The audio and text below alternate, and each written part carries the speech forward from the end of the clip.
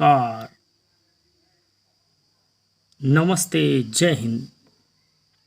दोस्तों, यदि आपने मेरे YouTube चैनल हिंदी वीर को क्लिक किया है, हमारे YouTube चैनल पर आए हैं और आप हिंदी को शून्य से लेकर के शिखर तक यानी हिंदी के सभी पार्ट को, सभी हिस्से, सभी भाग को सही तरीके से, अच्छे तरीके से सीखना चाहते हैं और अभी तक आपने मेरे YouTube चैनल हिंदी वीर को सब्सक्राइब नहीं किया है, तो जल्दी से हिंदी वीर चैनल को सब्सक्राइब कर दीजिए और बेल आइकन ऑल प्रेस को दबा दीजिए, लाइक कर दीजिए। दोस्तों, आज हम लोग विराम चिन्ह को पढ़ने वाले हैं। यदि हमारे YouTube चैनल को आपने शुरू किया है तो बीच में छोड़कर मत जाइएगा। यदि सीखना है तो पूरा वीडियो में बने रहिएगा। तो शुरुआत करते हैं। आज का हमारा टॉपिक है विराम चिन्ह। दोस्तों, मित्रों, मेरे श्रेष्ठ अनुज और ज्येष्ठ सभी भाइयों बहनों को, विराम चिन्ह अगर आज आप पढ़ लेंगे तो किसी भी परीक्षा में आएगा तो आप भूलेंगे नहीं। और विराम चिन्ह से हर परीक्षा में प्रश्न पूछे ही पूछे जाते हैं, पूछे जा रहे हैं और पूछे जाएंगे। चलिए दोस्त, शुरू करते हैं। विराम चिन्ह कहते किसे हैं? तो मेरे दोस्त, जैसे हम चलते हैं और चलते चलते रुकते हैं, ठहर जाते हैं, विश्राम करते हैं, तो वही रुकाव, ठहराव ही क्या होता है? विराम चिन्ह होता है। देखिए, लिखा भी है, हमने लिखने का प्रयास भी किया है कि विराम चिन्ह क्या होता है। विराम चिन्ह रुकना, ठहरना, विश्राम करना, यानी वाक्य को लिखते अथवा बोलते समय बीच बीच में थोड़ा सा रुकना पड़ता है, जिससे भाषा स्पष्ट और भावपूर्ण हो जाती है। लिखित भाषा में इस ठहराव को दिखाने के लिए कुछ विशेष प्रकार के चिन्हों का भी प्रयोग किया जाता है, जिसे विराम चिन्ह कहा जा सकता है या विराम चिन्ह कहते हैं। संक्षेप में यदि इसकी परिभाषा अगर आप लिखना चाहें तो लिखित भाषा में भावों को स्पष्ट करने के लिए किए गए चिन्हों का प्रयोग ही विराम चिन्ह कहलाता है। लिखित भाषा में मौखिक भाषा भी होती है, लिखित भी होती है, सांकेतिक होती है, लेकिन यहाँ बात की जा रही है लिखित भाषा की। लिखित भाषा में भाव को स्पष्ट करने के लिए किए गए चिन्हों का प्रयोग ही क्या कहलाता है? विराम चिन्ह कहलाता है। आगे देखते हैं। विराम चिन्हों का देखो कितना बड़ा महत्व है। इस मात्र एक उदाहरण से आपको पता चल जाएगा कि विराम चिन्हों का कितना महत्व है। लिखा हुआ है रोको, उसके बाद अल्प विराम लगा हुआ है, मत जाने दो। रोको, मत जाने दो। इस सेंटेंस का अर्थ है, इस वाक्य का अर्थ है कि मान के चलिए, या थोड़ी देर के लिए सोचिए, जैसे कहीं पर कोई जा रहा है, मान के चलिए कोई मंदिर है और उसमें बहुत ज़्यादा भीड़ हो गई है। कोई इंस्पेक्टर है, सिपाही है, कह रहा है कि अभी भीड़ को क्या कर दो? रोक दो, मत जाने दो, यानी अभी रोक के रखो, आगे मत जाने दो। वही शब्द लिखा हुआ है, लेकिन मात्र चिन्ह लगाने का थोड़ा सा स्थान बदल गया है और अर्थ उसका पूरा बदल गया है। लिखा है रोको मत जाने दो, यानी अब रोको मत, रोकना नहीं है, अब आगे जाने देना है। तो मेरे दोस्त, मात्र देखिए, दोनों शब्द एक हैं, लेकिन विराम चिन्ह के स्थान में अगर परिवर्तन किया जाता है तो शब्द के अर्थ में ही परिवर्तन हो जाता है। आगे देखते हैं कि विराम चिन्हों की संख्या के विषय में अलग अलग विद्वानों का क्या है? मतभेद है।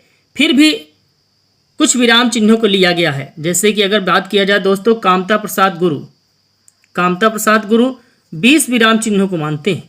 कितने विराम चिन्हों को मानते हैं? 20 विराम चिन्हों को मानते हैं। लेकिन हिंदी के विद्वानों में अलग अलग चिन्हों का मतभेद है, उनकी संख्या का मतभेद है।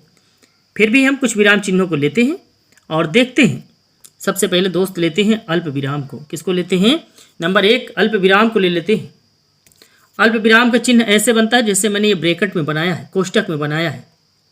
हिंदी में अल्प विराम का प्रयोग सर्वाधिक होता है। एक आपसे एक और प्रश्न पूछा जाता है, ये परीक्षा में पूछा गया है कि हिंदी में सर्वाधिक हिंदी में सर्वाधिक या सबसे अधिक किस चिन्ह का प्रयोग होता है? तो मेरे विद्यार्थियों, मेरे दोस्तों, तो सबसे ज़्यादा किस चिन्ह का प्रयोग होता है? अल्प विराम का प्रयोग होता है। किसका प्रयोग होता है? अल्प विराम का प्रयोग होता है। वीडियो में बने रहिएगा और हो सके तो वीडियो को शेयर भी करिएगा। सबसे ज़्यादा किसका प्रयोग होता है हिंदी में? अल्प विराम का। जैसे बस बहुत हो गया रहने दो, बस बहुत हो गया रहने दो। सीता, रीता, यहाँ भी लगेगा अल्प विराम। रीता, सोनिया, राम, सीता, भरत, ऐसे शब्दों पर अल्प विराम का प्रयोग किया जाता है या होता है। आगे दूसरे विराम चिन्हों को देखते हैं। अल्प विराम के बाद आता है अर्ध विराम, यानी जब अल्प विराम से अधिक समय, अभी अल्प विराम को देखिए, अल्प विराम का चिन्ह कैसे होता है? ऐसे होता है। जब अल्प विराम से अधिक और पूर्ण विराम से कम, यानी अल्प विराम से थोड़ा सा ज़्यादा और पूर्ण विराम से थोड़ा सा कम समय के लिए हम लिखते समय क्या करते हैं? रुकते हैं, तो क्या होता है? अर्ध विराम का प्रयोग होता है। अर्ध विराम देखो ये हो गया कैसे? अल्प विराम हो गया। याद करने का बहुत अच्छा तरीका, देखो ये हो गया अल्प विराम और इसी के ऊपर बिंदी लगा दिया तो क्या हो गया? अर्ध विराम। इसके कुछ उदाहरण को देख लेते हैं। जैसे कि इन सब का रंग ही है, इन सब का रंग ही है, रूप में भिन्नता है। इन सब का रंग एक ही है, ये अर्ध विराम लग गया और रूप में भिन्नता है। मैं बाजार तो गया, अर्ध विराम लग गया, लेकिन सब्जी नहीं खरीदा या सब्जी नहीं खरीदी। अगले चिन्ह को देखते हैं दोस्त। पूर्ण विराम क्या होता है? पूर्ण विराम के बारे में आप सब परिचित हो। पूर्ण विराम छोटी कक्षा से ही बताया जाता है अध्यापकों के द्वारा। पूर्ण विराम चिन्ह ऐसे लगता है, देखो ये मैंने कोष्टक में बना दिया गया। वाक्य जब पूर्ण हो जाता है, यानी बात जब पूरी कह दी जाती है, सेंटेंस पूरा समाप्त हो जाता है, तब पूर्ण विराम का प्रयोग किया जाता है। जैसे कि रमेश आज अमेरिका जाएगा, बात खत्म हो गई, पूर्ण विराम लग गया। तुम जा रहे हो, बात खत्म हो गई, पूर्ण विराम लग गया। आज बहुत गर्मी है, बात खत्म हो गई, पूर्ण विराम लग गया। आगे चिन्हों को देखते हैं। उम्मीद है बात समझ में आ रही होगी। प्रश्नवाचक चिन्हों के बारे में भी आप जानते होंगे। जब वाक्य में क्या हो, कोई प्रश्न पूछा जाए, यानी जब कोई वाक्य हो, वाक्य को बोला जाए, कहा जाए, लिखा जाए और उसमें कोई प्रश्न छिपा हो, तो उसमें क्या लगाते हैं? प्रश्नवाचक चिन्ह का प्रयोग करते हैं। जैसे कि उदाहरण ले लेते हैं, आपका मन या आपका नाम क्या है? तो ये देखो प्रश्नवाचक चिन्ह लग गया। शिवा कहाँ गया है? प्रश्नवाचक, प्रश्न छिपा हुआ है। आज कौन बाजार जाएगा? यानी ये वाक्य तो कहा जा रहा है, लेकिन इन वाक्यों में प्रश्न भी छिपा हुआ है, इसलिए प्रश्नवाचक का चिन्ह लगाया गया है या ऐसे शब्दों में प्रश्नवाचक का चिन्ह लगाया जाता है। अक्सर हर परीक्षा में आजकल पूछे जा रहे हैं विराम चिन्हों के बारे में। योजक चिन्ह, ये भी कई बार अध्यापक परीक्षा में भी पूछे जा चुके हैं। ये टीईटी में कई बार परीक्षा में पूछा गया है योजक चिन्ह के बारे में। योजक चिन्ह क्या होता है? देखो योजक चिन्ह हमने लगा दिया है, यानी अल्प विराम के बाद सर्वाधिक प्रयोग होने वाला चिन्ह है।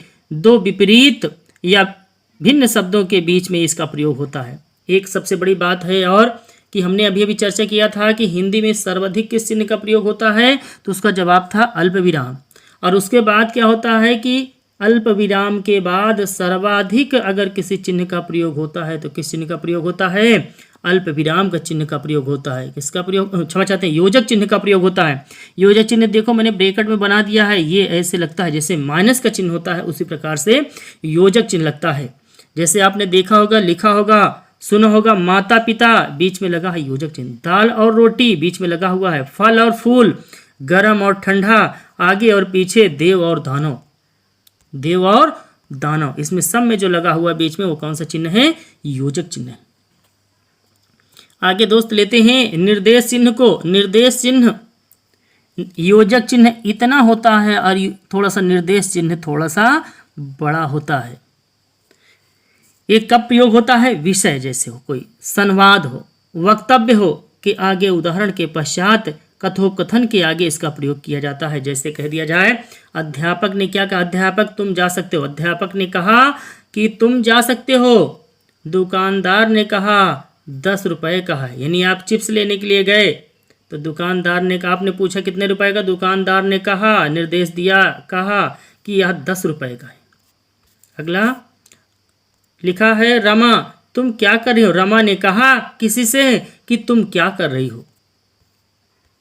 आगे ले लेते हैं दोस्त, विवरण चिन्ह को ले लेते हैं। विवरण चिन्ह, जैसे कोई आप परीक्षा में एग्जाम दे रहे हो, लिखित परीक्षा दे रहे हो और हेडिंग लिखने के बाद इसी चिन्ह का प्रयोग किया जाता है, ऐसे विवरण चिन्ह। और इसको आदेश चिन्ह भी कहा जाता है। क्या कहा जाता है? विवरण चिन्ह भी कहा जाता है और आदेश चिन्ह भी इसको कहा जाता है। जब संदर्भ को क्रमबद्ध विवरण देना होता है तब इस चिन्ह का प्रयोग किया जाता है। हेडिंग आप लिखते हो तब यह चिन्ह का प्रयोग किया जाता है। जैसे संज्ञा के कितने भेद हैं, लगा दिया है। सर्वनाम के कितने भेद हैं।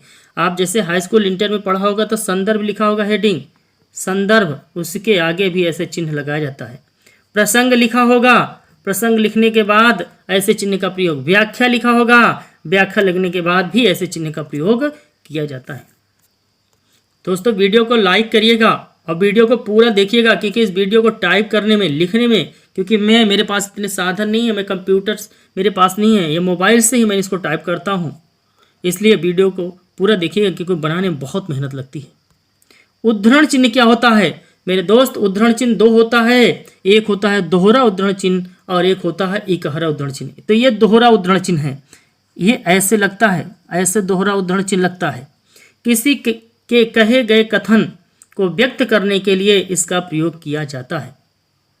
जैसे कि उदाहरण में देख लीजिए, आगे बात करते हैं। एक और होता है इकहरा उद्धरण चिन्ह। इकहरा या इकहरे उद्धरण चिन्ह कहते हैं। इकहरा उद्धरण चिन्ह कैसे होता है? ये देखिए ऐसे लगा दिए, ये इकहरा उद्धरण चिन्ह और इसी में ऐसे डबल कर दिए, ऐसे लगा दिए चिन्ह, तो कौन सा चिन्ह हो गया? दोहरा उद्धरण चिन्ह। दोहरा उद्धरण चिन्ह कब लगता है? देखो उदाहरण में दिया है हमने, जैसे कि आचार्य जी ने कहा सूर्य पश्चिम में डूबता है, तो ये किसी ने कहा, आचार्य जी ने, तो दोहरा उद्धरण चिन्ह लगा गया। जैसे कह दिया जाए कोई विशेष बात रहती है, जैसे रामचरितमानस हिंदी का अमूल्य निधि है, यानी विशेष बात जब होती है तो इकहरे उद्धरण चिन्ह में रखते हैं, और जब किसी के द्वारा कही गई बातें रहती हैं, विशेष बातें, तो उसको दोहरा उद्धरण चिन्ह में रखते हैं। उम्मीद है बात समझ में आ रही होगी। आगे चिन्ह को ले लेते हैं दोस्त। एक होता है लोप चिन्ह होता है। क्या होता है? लोप चिन्ह होता है। क्या होता है? लोप चिन्ह। लोप चिन्ह दो तरीके से होता है। देखो एक ऐसे करके मैंने कोष्टक में बना दिया है और एक ऐसे करके लोप चिन्ह होता है। लोप यानी लोप या छिपाई गई पंक्तियों को में इसका प्रयोग किया जाता है।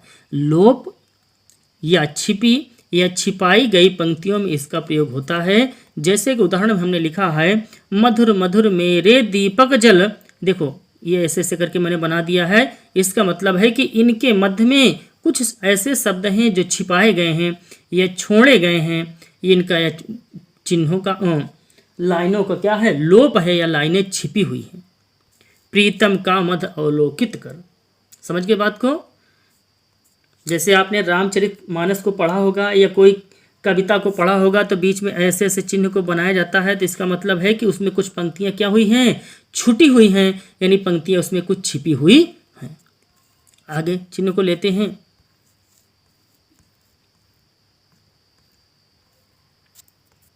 विस्मयादि बोधक चिन्ह को ले लेते हैं। विस्मयादि बोधक चिन्ह ये ऐसे हमने ब्रैकेट में बना दिया है। जब हर्ष हो यानी खुशी हो, शोक हो, घृणा हो, करुणा हो यानी दुख हो, तब ऐसे चिन्ह का प्रयोग किया जाता है विस्मयादि बोधक चिन्ह का। जैसे छी बहुत गंदगी है या बहुत गंदा है, ओह बेचारा गिर गया, हे ईश्वर सबका कल्याण करो। तो देखो बीच में चिन्ह लगा हुआ है। और दूसरी बात, प्रश्न पूछे जाते हैं कि विस्मयादि बोधक चिन्ह किसके बाद लगता है? संज्ञा के बाद भी लगता है। यह भी प्रश्न पूछा गया है कि किसके बाद भी लगता है? संज्ञा के बाद। देखो जैसे लिखा है हे और ईश्वर। ईश्वर क्या है? एक संज्ञा है। ईश्वर क्या है? एक संज्ञा है। तो संज्ञा के बाद ही इस चिन्ह का प्रयोग किया जाता है। और चिन्ह क्या है? लाघव। लाघव को संक्षेप चिन्ह भी कहा जाता है। और इसका चिन्ह कैसे बनता है? जिससे जीरो छोटा सा। जब बड़े शब्दों को संक्षेप में लिखते हैं तब लाघव या संक्षेप चिन्ह का प्रयोग किया जाता है। जैसे मेरे दोस्त डॉक्टर जब लिखते हैं तो डॉक्टर लिखने के बाद क्या कर देते हैं? ऐसे लगा देते हैं ये चिन्ह। तो यही क्या हो गया? MA लिख दिए। क्या लिख दिए? M और A ऐसे जो चिन्ह लगा दिया जाता है इसको क्या कहते हैं? लाघव या संक्षेप चिन्ह कहते हैं। अगले लेते हैं चिन्ह को हंस पद या त्रुटि विराम चिन्ह। हंस पद या त्रुटि विराम चिन्ह जब वाक्य को लिखते समय शब्द बीच में क्या हो जाता है, छूट जाता है, तब इसका प्रयोग किया जाता है। आप इसका स्क्रीनशॉट भी ले सकते हैं। स्क्रीनशॉट लेकर के आप नोट्स में लिख भी सकते हैं ताकि फिर आगे आप भूले ना। इस चिन्ह का देखो, हंस पद या त्रुटि विराम चिन्ह कैसे लगाया जाता है। जैसे मुझे लिखना था कि हमारा स्वतंत्रता हमारा जन्मसिद्ध अधिकार है, ये मुझे लिखना था। स्वतंत्रता हमारा जन्मसिद्ध अधिकार था, लेकिन मैंने लिखा क्या, स्वतंत्रता हमारा अधिकार है। बीच में हमको लिखना था जन्मसिद्ध, पर यह जन्मसिद्ध क्या हो गया, छूट गया। तो अब हम क्या किए, ऐसे चिन्ह को लगा दिए और ऊपर जन्मसिद्ध हमने क्या कर दिया, लिख दिया। तो ये सेंटेंस गलत नहीं होते हैं, ये हो जाता है हंस पद या त्रुटि विराम चिन्ह। यानी त्रुटि विराम का मतलब हम लिख रहे थे, आप लिख रहे थे और आपसे या हमसे लिखने में क्या हो गई, गलती हो गई, तब आप इस चिन्ह का प्रयोग करके ऊपर शब्द में लिख दीजिए, तो क्या हो जाएगा, वो सेंटेंस आपका पूरा हो जाएगा, बन जाएगा। अगला शब्द है तुल्य सूचक चिन्ह। तुल्य सूचक चिन्ह ऐसे जिसे कहते हैं बराबर का चिन्ह। जिस वाक्य में समानता दिखाई जाए, जैसे कि जो कुछ नहीं जानता उसे अनजान कहते हैं, बीच में लगा दिया गया बराबर। पुस्तक और आलय बीच में लगा दिया गया, यह त्रुटि समान तुल्य सूचक चिन्ह, इसे क्या कहते हैं, तुल्य सूचक चिन्ह कहते हैं। और आगे कुछ चिन्ह होते हैं दोस्त, जैसे होता है कोष्टक चिन्ह। कोष्टक जिसे ब्रैकेट कहते हैं, अंग्रेजी में ब्रैकेट शब्द है, ऐसे लगते हैं। महिला ब्रैकेट आपने गणित में पढ़ा होगा, ऐसे करके लगते हैं, ऐसे करके देखा होगा, पढ़ा होगा। तो कोष्टक चिन्ह कहते हैं। कोई विशेष बात रहती है तब इन चिन्हों का प्रयोग किया जाता है। एक होता है पुनरुक्ति चिन्ह। क्या होता है, पुनरुक्ति बोधक चिन्ह। जैसे कि मुझे लिखना है यहाँ पर सीता और फिर उसी के नीचे लिखना है क्या, सीता मुझे लिखना है, तो सीता ना लिख करके हम इसको चिन्ह को लगा देंगे, तो कैसा हो जाएगा, पुनरुक्ति चिन्ह। यानी यहाँ पर रहेगा कि सीता यहाँ पर लिखा हुआ है। जैसे लिखा है मुझे यहाँ पर 9 और नीचे भी 9 लिखना है, तो हम ऐसे बना दिए, क्या हो गया, 9 हो गया। समझ के बात को। जैसे लिखना है राम और मुझे और फिर एक बार नीचे लिखना है राम, लेकिन राम न लिख करके हम केवल ऐसे चिन्ह को लगा देंगे, पुनरुक्ति बोधक चिन्ह। तो यानी हम समझ जाएंगे कि यहाँ पर क्या लिखा हुआ है, राम लिखा हुआ है। उम्मीद है दोस्त वीडियो आपको पसंद आई होगी, अच्छी लगी होगी। यदि लगी हो वीडियो, अगर आपको वास्तव में अच्छी लगी हो और आपको लगता होगा कि वास्तव में सर जी ने मेहनत करके पढ़ाया है, समझा के पढ़ाया है, कुछ भी समझ में आया है अगर आपको, तो मैं आपसे उम्मीद करता हूं, और अभी तक आपने अगर वीडियो को लाइक नहीं किया है और चैनल को सब्सक्राइब नहीं किया है, तो मुझे उम्मीद नहीं, पूरा विश्वास है कि आप मेरे YouTube चैनल हिंदी वीर को सब्सक्राइब अवश्य करेंगे। फिर अगले मिलते हैं अगले वीडियो में, तब तक के लिए सभी को वंदे भारत, नमस्ते, नमस्कार, जय हिंद।